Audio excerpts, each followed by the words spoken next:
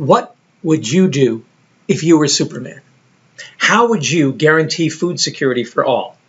For decades, critics of the zero-sum mentality and scarcity model of neoliberalism in economics have argued that, in stark contrast with the neo-Malthusian idea that we will run out of food, these critics maintain that we actually suffer from an overproduction of the wrong foods and a maldistribution of the right foods.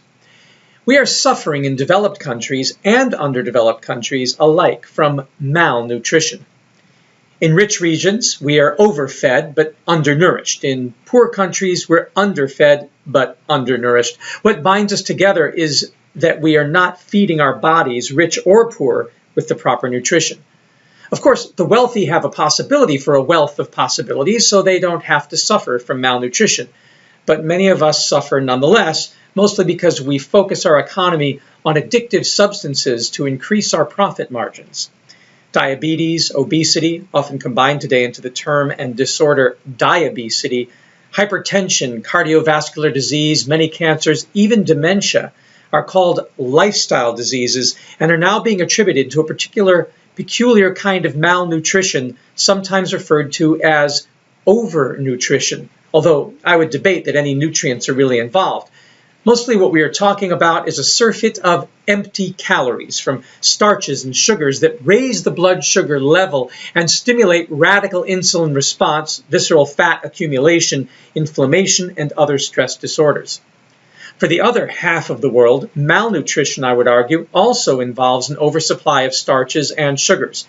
That is, the poor are also addicted to wheat, rice, corn, sugar, potatoes, and the products made from them. Products whose market price is perversely supported by subsidies that create severe market distortions.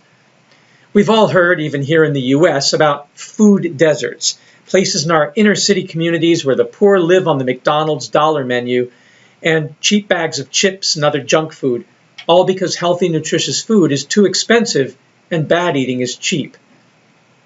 If you want a first-hand witness to the food desert phenomenon, and a real solution to it, check out the work of my heroic friend Ron Finley, the self-described ghetto gardener in South Los Angeles.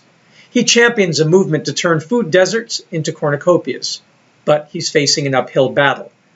All over the world, no matter where I go, I see the same eating habits. The global industrial agriculture machine is powerful and extends its distribution networks to every corner of the planet.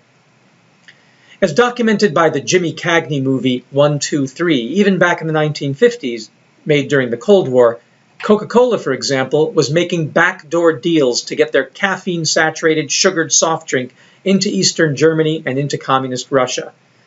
We may have political and ideological differences, but everybody is addicted to the same drugs, resulting from the production of 4 grasses and 1 tuber: wheat, rice, corn, sugar, and potatoes. And almost everybody, even ISIS and Al-Qaeda, think things go better with Coke. As a Coca-Cola executive proudly exclaimed to me at the annual Coke conference in Puerto Vallarta when I was fresh out of college in 1987, "We now have a Coke machine on top of Machu Picchu. We'd like to hire you to go around the world and get Coke products to the remotest places, if you're interested. You spent a year in the jungles of Borneo and you speak Indonesian. I could see you bringing Coke to the deep jungle tribes." Yeah, good money, but I declined the generous offer to be a well-paid adventure explorer Coca-Cola drug dealer. So the critics of the Malthusian paradigm were both right and wrong. Food distribution is both the problem and the solution. Inadequate food distribution, when it comes to real food, is literally starving people.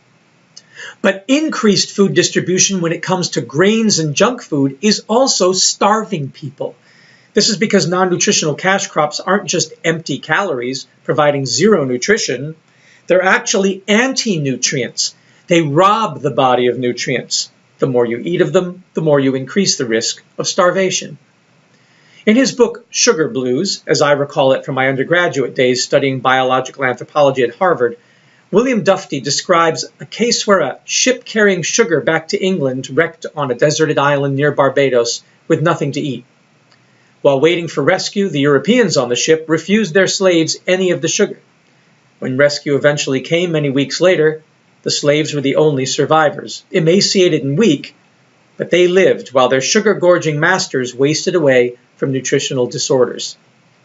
Dufty points out that living on sugar is sort of like running an engine without oil, only worse. Plenty of energy, but no enzymes or catalysts or lubricants. Without vitamins and minerals to regulate and smooth its operation, the engine seizes. The last thing you want to do is run an engine dry. Another anecdote is told of American pioneers who were snowed in with their dogs one brutal winter for months, but had a supply of potatoes in the cellar to help them get through the winter. When the thaw came and they were dug out, all the people were dead, but the dogs were alive. The reason given? The people had eaten the potato starch, but had thrown the potato skins to the dogs. Current research on caloric restriction actually shows us that a diet that is dense in proteins, fats, vitamins, and minerals, but completely deficient in empty calories, actually helps you live longer.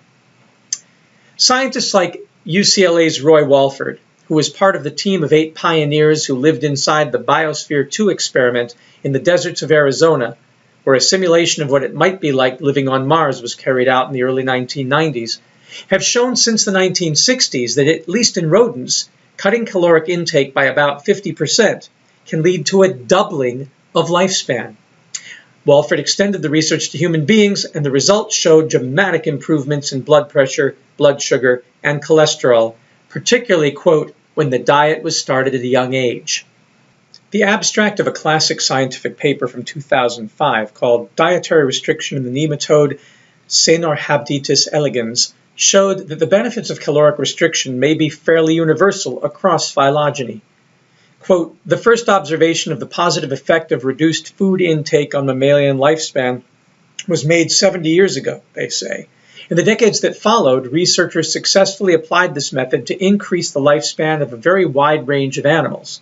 The nematode Caenorhabditis elegans is an excellent model organism for studying the aging process. However, relatively little effort has been made to study the effects of dietary restriction in C. elegans. In this review, the paper says, we discuss the difficulties of subjecting C. elegans to dietary restriction, the effects of dietary restriction on metabolism and stress defense, and the potential role of different signaling pathways in dietary restriction-induced life extension. Recent experiments suggest that the TOR, or target of rapamycin pathway, rather than insulin-like signaling, might be involved in mediating the life-extending effect of dietary restriction. End quote. In my own family, whether it's been due to insulin-like signaling or some other pathway, the effects of dramatically reducing carbohydrate intake have been life-saving. My father went into a diabetic coma a few years ago, an example of a disrupted insulin system, and on top of that had advanced dementia. The hospital stay was doing him more harm than good, and the doctor admitted to me that the diet in the hospital, called a diabetic diet for some crazy reason, was actually killing him. The so-called diabetic diet was actually a low-fat and relatively high-sugar diet. It just contained less sugar than the standard awful hospital diet. It even had low-fat ice cream and fruit juice in it. And they called that a diabetic diet. Sure, it will make you into a diabetic. The doctor lamented that hospitals are a business and that they have contracts with certain food vendors, all of whom provide sugar and starch rather than nutrition. She wouldn't speculate whether or not that was intentional, that is, to keep patients sick so they have to stay in the hospital paying more, but she did say it was frustrating to her that she had no power to do anything about it. Her advice was to bring our own food in if we could visit enough. Eventually, we got my father out of the hospital and into a nursing home, but the food there was no better. Fortunately, the Indian doctor in residence was sympathetic to our plight. He agreed that caloric-rich diets were the leading factor for illnesses in America and actually around the world, contributing in a big way to inflammation that exacerbates other illnesses.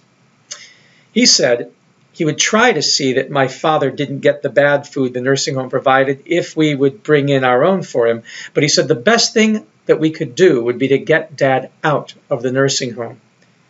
With his permission, we brought my father home, and he and I and my mother all got on the paleo lifestyle diet, which involves eliminating all wheat, corn, rice, sugar, potatoes, and fruit juice and milk.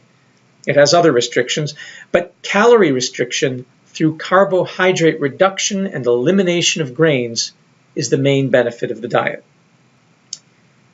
The effects were dramatic. All three of us lost between 20 and 30 pounds without exercising, and eventually my father's adult onset diabetes, which he had had for several decades, was cured, by which I mean we were able to take him off of all his medications for diabetes and cholesterol. His dementia also improved to an interesting extent.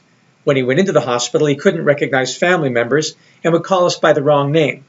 And 3 years later, when he finally died from heart and kidney complications, he at least knew all of his family members, not only by sight, but when talking on the phone. A cardiologist that I lived with, who was observing my dietary changes, and his wife, who was a nurse, said, "We don't have enough data on this because it's difficult to get a study funded for this sort of thing, but the anecdotes are powerful."